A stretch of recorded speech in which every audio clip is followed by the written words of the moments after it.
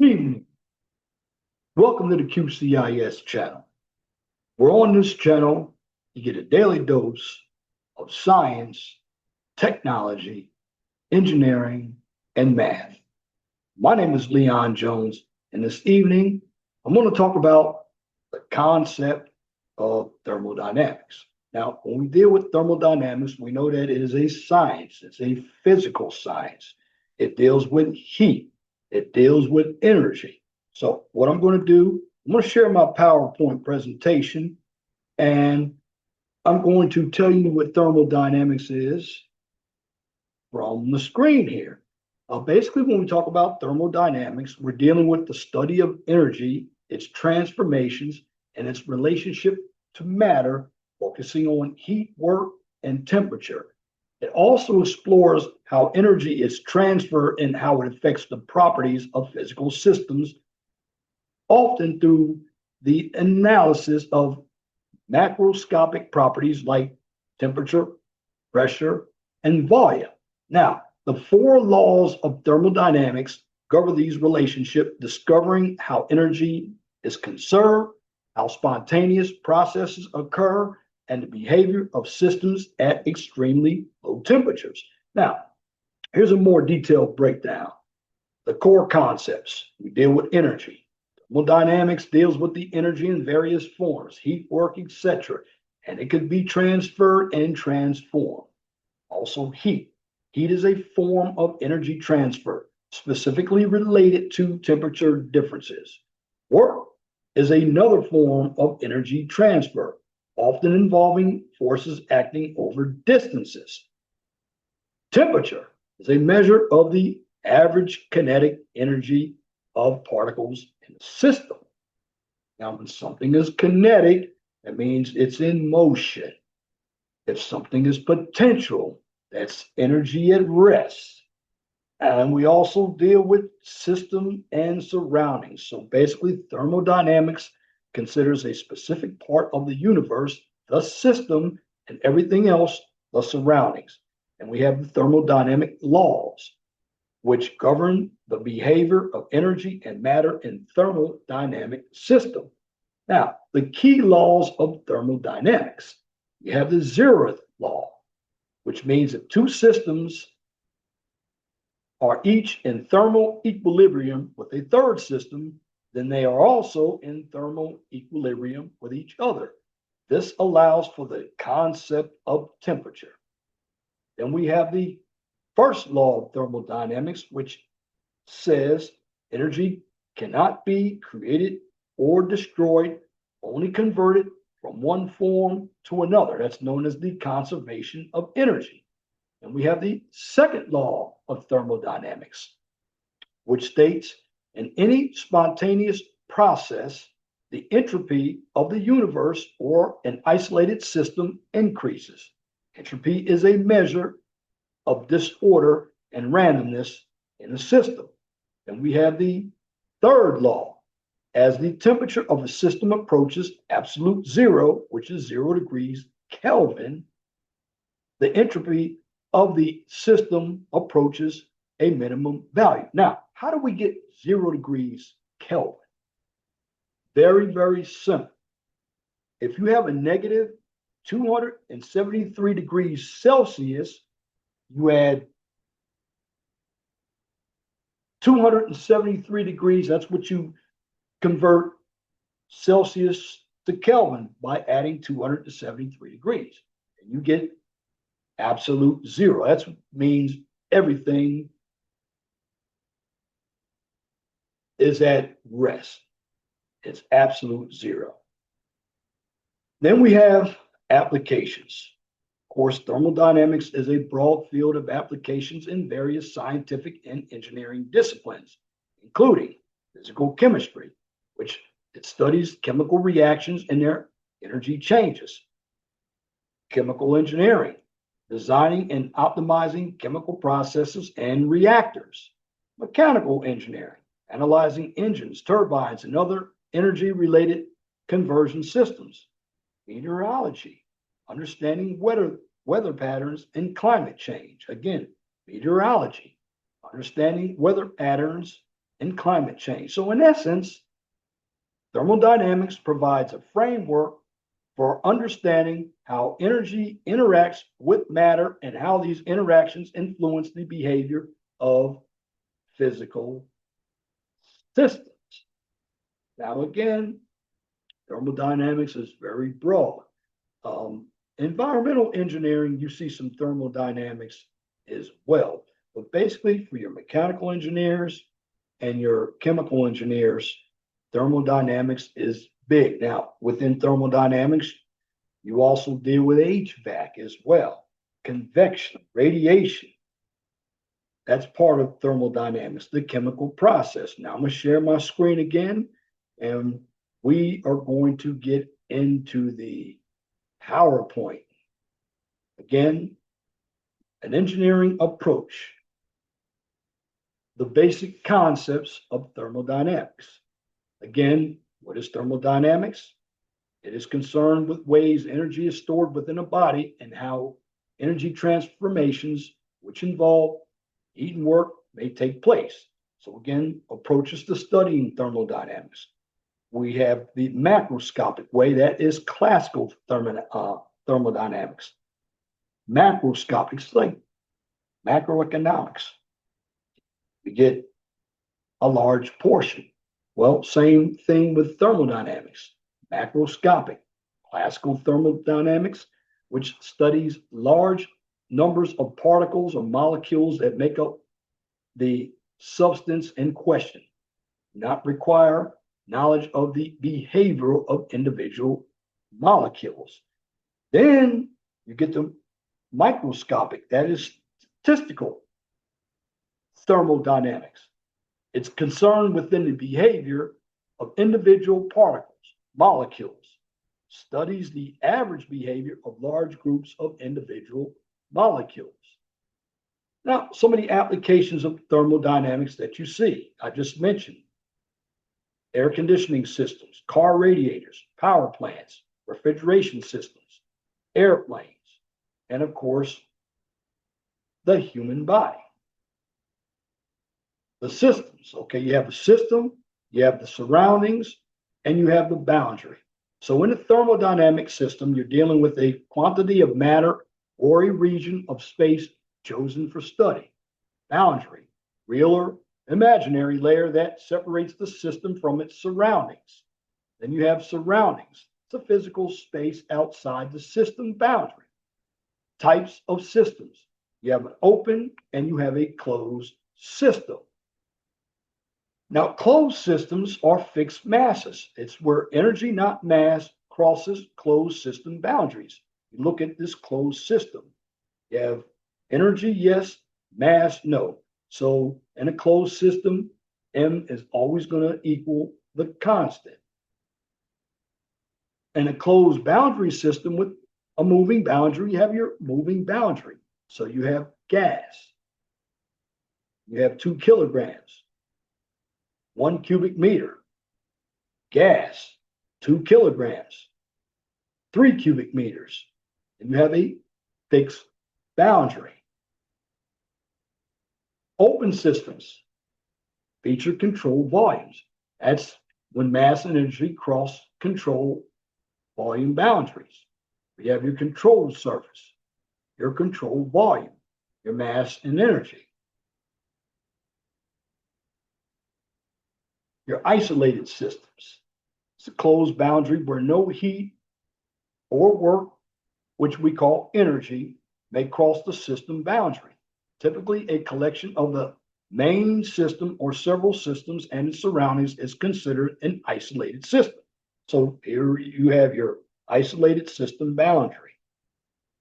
Then you have your SIR1, SIR2, SIR3, your system, and you have your work, heat, and mass, and they're all related to the system. The total energy of a system, some of all forms of energy, whether they're thermal, mechanical, kinetic, potential, electrical, magnetic, chemical, and nuclear, that can exist in a system.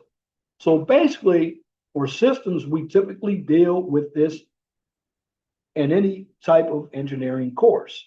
It's the sum of internal, kinetic, and potential energies. So we take E. E is the total energy of a system. U is the internal energy. Ke equals the kinetic energy, which is mv squared over 2. Pe equals potential energy, which is m times g times z. So for your system's internal energy, it equals the sum of the microscopic energies. So you have sensible and latent energy, chemical energy, and nuclear energy. Well, the properties, any characteristic of a system in equilibrium is called a property. So we have types of properties. Extensive properties vary directly with the size of the system. So we have examples: your volume, mass, and your total energy. Your intensive properties are independent of the size of the system. Examples: temperature, pressure, and color. And we have extensive properties per unit. Mass are intensive properties. So we have specific volume. Volume divided by mass, or Vm. So we have specific volume, which is lowercase v, and it's equal to volume divided by mass, and we have density. That equals mass divided by volume. So you're going to see those formulas again in other courses like fluid mechanics. So when you're given a formula, particularly on your FE examination, and you have to find specific volume, you could be given something like the volume or the mass, and you may see a formula in the FE handbook, but it might not be that exact formula that they're asking for specific volume or density. Well, you have to look it up and you have to see what's given. So basically, when we deal with density and specific volume, they're almost opposites of each other, because for specific volume, it's volume divided by mass, and for density, it's mass divided by volume. You may see that on the FE examination. Then we deal with state and equilibrium. Now, where else do you find equilibrium? In statics. Equations of equilibrium. Well, here in thermodynamics, the state of a system, the system that is not undergoing any change. All properties of a system are known and are not changing. So if one property changes, then the state of the system changes. Then we have a thermodynamic equilibrium, which is the state of balance.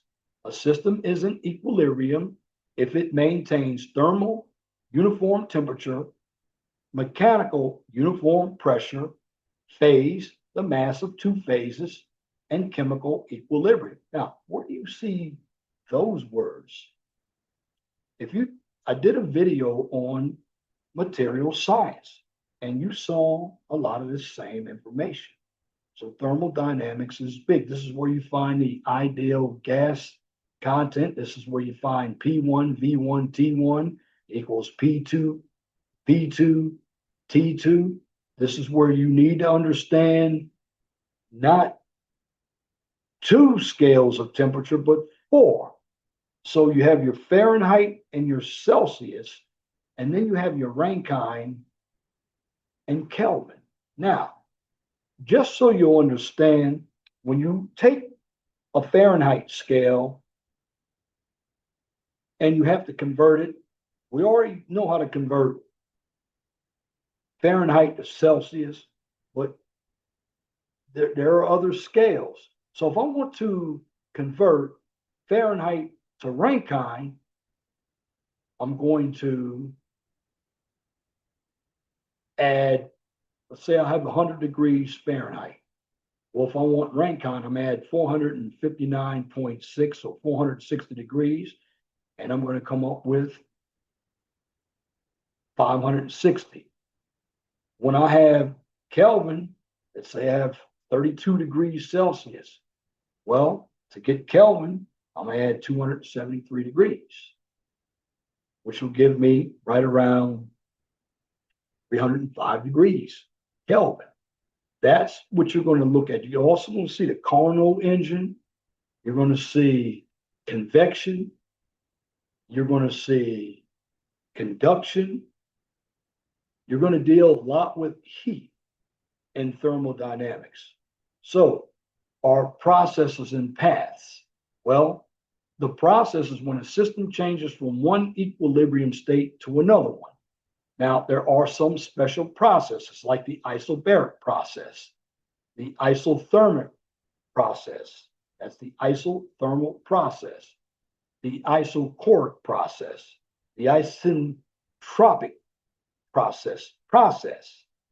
Then you have the constant pressure process, the constant temperature process, the constant volume process. Then you have the constant entropy. Now, path, series of states which a system passes through during a process. Again, this is what you definitely see in the manual, or you're going to have this as a test question on the fundamentals of engineering examination. So you're going to have to find out what this whole system is equal to. And there are different formulas. And you know, one thing that's very special about thermodynamics and material science, if you are a mechanical engineer or even a chemical engineer, maybe so many electrical engineering fields, you're going to take a lot of these courses. This is why mechanical engineering is the jack of all trades of engineering. And one of the reasons why it has a higher pass rate than civil on the FE, because for the most part, most of us who go to college, when we go for a mechanical engineering degree or mechanical engineering technology, courses build off of each other. So that means you take some chemistry, thermodynamics, or you take static, you take physics, but everything goes right into mechanical engineering. It deals with the Carnot engine, everything.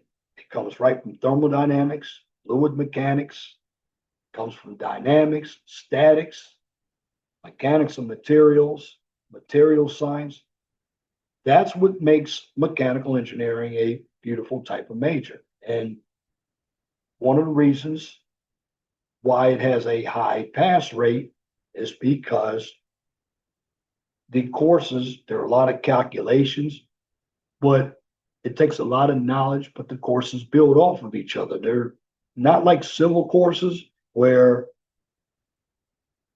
you may have structural courses that build off of statics and mechanics of materials, but where does your transportation courses, where do they build off of?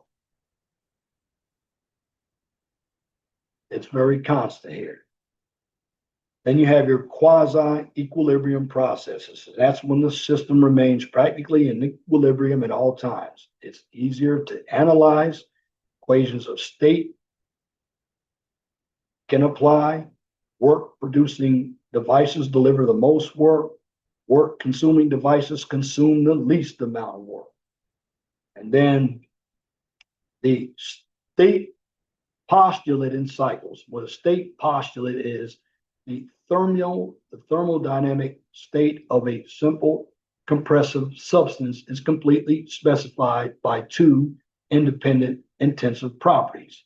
And for the cycles, a process or a series of connected processes with identical end states. This is what you have here. Now, again, when we go back to thermodynamics, so you understand, what is thermodynamics? Thermodynamics is the study of the relations between heat, work, temperature, and energy. The laws of thermodynamics describe how the energy in a system changes and whether the system can perform useful on its surroundings. And again, going back up here, you have your applications that deal with physical chemistry, chemical engineering, mechanical engineering, meteorology. Then you're always going to see these laws of thermodynamics, your zeroth law, your first law, your second law, and your third law. And then here are the core concepts of thermodynamics: your energy, your heat, your work, your temperature, your systems, and surroundings. And again, thermodynamics explores how energy is transferred and how it affects the properties of physical systems, often through the analysis of macroscopic properties like temperature, pressure, and volume. Of course, the four laws of thermodynamics govern these relationships, describing how energy is covered, how spontaneous processes occur, and the behavior of systems is extremely at low temperatures. And, basically, that is the introduction or some of the concepts of thermodynamics. Now, again, if you are in engineering and you want to be in either chemical engineering or mechanical engineering or any branch of mechanical engineering like manufacturing energy engineering, you will have to take thermodynamics, and you have to understand how all of the equations work. If you want to get an HVAC, if you want to get an aerospace engineering, you will learn thermodynamics. It's a good topic. I took thermodynamics, loved it. It gives you an understanding on, for the most part, on how heat, work, energy, they all work within a system. But again, I broke it down for you in layman's terms on the concepts of thermodynamics. And again, I want to thank you all for viewing this topic, concepts of thermodynamics. If you like what I just presented, please comment, share, and subscribe. And if you're looking for some STEM content, check out my main correction. If you're looking for some political content, this is the STEM content right here. But if you're looking for some political and social content, check out my main channel, the 411 Talk Zone Radio Show. It's also on YouTube. Now, here's where you can find me as well. You can find me on X, formerly Twitter, for the 401 Talk Zone Radio Show, YouTube, True Social, and Rumble. And for the STEM channel, and also find me right here on YouTube, find me on X, formerly Twitter, and LinkedIn. And once again, thank you for viewing this topic on the STEM channel, the concept of economics. Because here on the STEM channel, what I do is give you a daily dose, science, technology, engineering, and math. Till next time, my name is Leon Jones. I want you all to have a wonderful and gracious evening.